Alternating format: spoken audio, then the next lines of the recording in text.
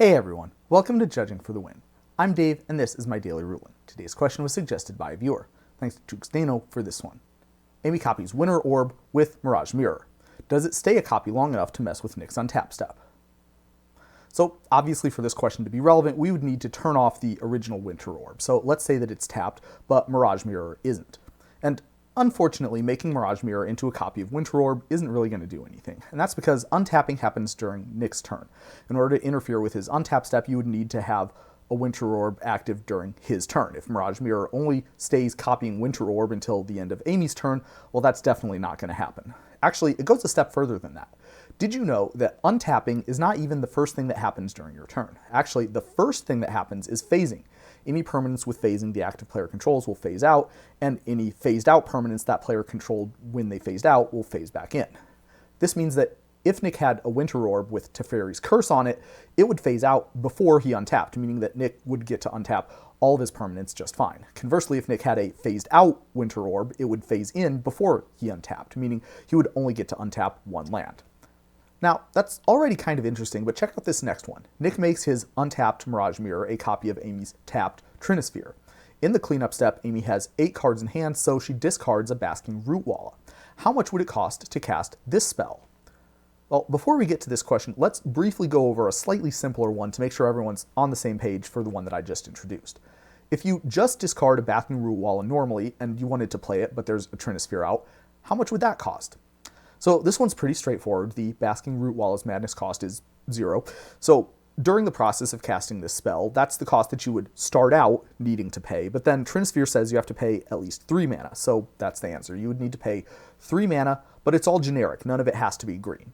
So with that said, let's turn our attention to the question that I described earlier, where you're discarding the Basking Rootwalla to hand size, and there's a Mirage Mirror copy of Trinisphere out. So in this case, we'll first recall a little bit about the structure of the cleanup step, which is that when discarding to the hand size actually happens. It's also the time when end of turn effects wear off too, though. In order to understand exactly what's happening in this question, we of course need to know which of these things happens first. And as you can see, that would be the turn-based action of discarding to hand size. Now first, this makes it seem like Amy should pay 3 to cast her Madness spell. It is true that the Mirage Mirror is a copy of Trinisphere at the time she discarded it, but there's one more piece of this puzzle that we're going to need to consider. We need to know how Madness works, and if we have a look, we can see something very interesting. Madness represents 2 abilities, one that has the player discard the card and put it in the exile zone, and another that allows the player to cast it after doing so. Now the important thing to notice is that the second of these, the one that lets you cast the Madness card after you discard it, is a triggered ability. Now this is important because if you're a longtime viewer, you might recall that triggered abilities do not get put on the stack immediately after they trigger. They wait until the next time a player would get priority. Now, there's just one thing. Normally, no player gets priority in the cleanup step. As the rule that I have on screen points out though, that doesn't just mean that these triggered abilities disappear into the ether. Rather, anytime an ability triggers during the cleanup step, there's a special round of priority that happens to accommodate it going onto the stack. But the thing is, that happens after the point where this turn and until end of turn effects end. Applying this to the scenario that we're considering, we can say that at the time Amy gets a chance to cast her Madness spell, the Mirage Mirror has stopped being a copy of Trinisphere, so she can cast it for free.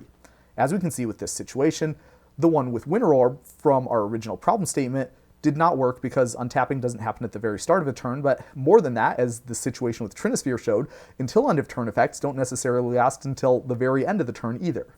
As an aside, you might be wondering why both Winter Orb and Trinisphere only function while they're untapped. If you happen to own an older copy of Winter Orb, you can see a hint of the answer. Originally, Winter Orb did not include the text about turning off when it was tapped, because when it was first printed, this is how all artifacts worked. There was a rule that said their abilities did not function when they were tapped. Later, after that rule was changed, the official text of Winter Orb was likewise changed to retain the previous functionality. Other cards like Howling Mine and Static Orb got the same treatment. Cards like Storage Matrix and Trinisphere were printed with similar language as an homage to these older cards' example. In keeping with the historical theme here, I'll close out with a couple of other real-life scenarios where similar interactions to the ones covered earlier have come up. First off, let's say Amy controls Wall of Roots. Even though you can only activate the bottom ability once per turn, can she generate infinite mana by activating this ability during the time in between turns when the restriction does not apply? And the answer is that she can. All you need is a time machine. Yes, believe it or not, there was indeed a point in Magic's history when this actually worked as I described. Well, sort of. There certainly were a couple of players who built a deck based around this interaction, took it to a French PTQ, confirmed with the head judge that this trick worked, and then ended up going 6-1. In the singular example from this story of something that has not changed, the outcry from the Magic Usenet groups, which is what we had back in 1998 before Twitter and Reddit existed, was loud and indignant. Magic's judges debated the issue for a while before saying basically don't do that, it doesn't work, and changing the rules shortly afterwards to do away with the between turns step that had made these shenanigans at least nominally possible. I've left a link in the description to an archive from the Dojo, an old gaming website, if anyone would like to read more. Check towards the bottom of the page for Wall of Boom and The Insane Deck. If you're wondering what could have possibly led Wizards to believe a between turns step was a good idea in the first place, I'll give you a second to think about it before I flash the answer on screen. Yeah, they also had to reword Time Vault too.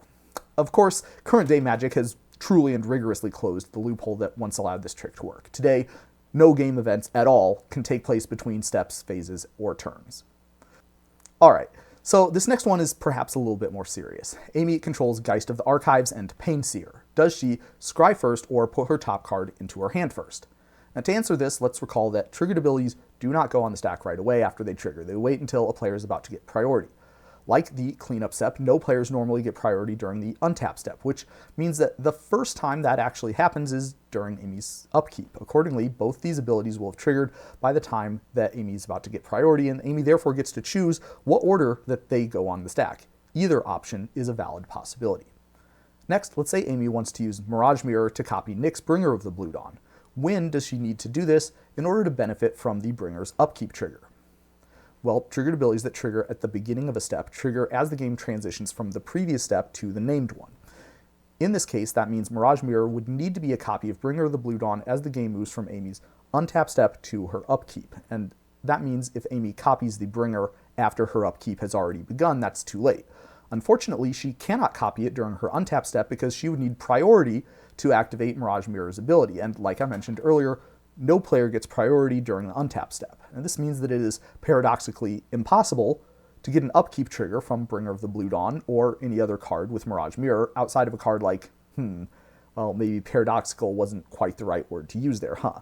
In any case, maybe scenarios like this one are one reason behind R&D's misguided war on upkeep triggers, since Mirage Mirror has no problem becoming a copy of Sonar in time to...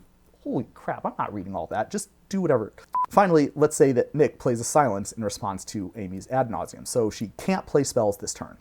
Amy then nonchalantly proceeds to draw her entire library, discard a bunch of stuff, including a Madness card and a Thassa's Oracle during her cleanup, and then cast a Shallow Grave to bring Thoracle back, while staring directly at Nick and sticking out her tongue. Come on, there's no way this should work, right? And yet, if you've had this literally or figuratively happen to you, you know that it can. There is a time in the cleanup step after discarding when players get priority to cast spells like Shallow Grave, and this is indeed after this turn effects like Silence wear off. A couple of important points to note though. Amy needs to jump through a hoop in order to access this special priority point. It only exists if a triggered ability triggers or a state-based action is performed during that cleanup. Discarding a Madness card is a clean way to achieve this. Next, Amy is able to play other creatures in her deck, since if you discard multiple cards to hand size, you can choose the order that they end up in your graveyard. And finally, Amy does need to be careful if she is relying on something like Angel's Grace to keep her from losing the game after ending up in the negatives from that ad nause. Like Silence, the effect also only applies this turn, and so it will wear off before Amy gets a chance to play her reanimation spell. If you'd like some more practice with this concept, I talked about a similar scenario in my video on Time Stop, Everdream, and Plagiarize, and also in my video about Monument to Endurance with 8 cards in hand. That's all I have for you today. How did you do? Join me again next time for another ruling. Until then, I hope you have a great day.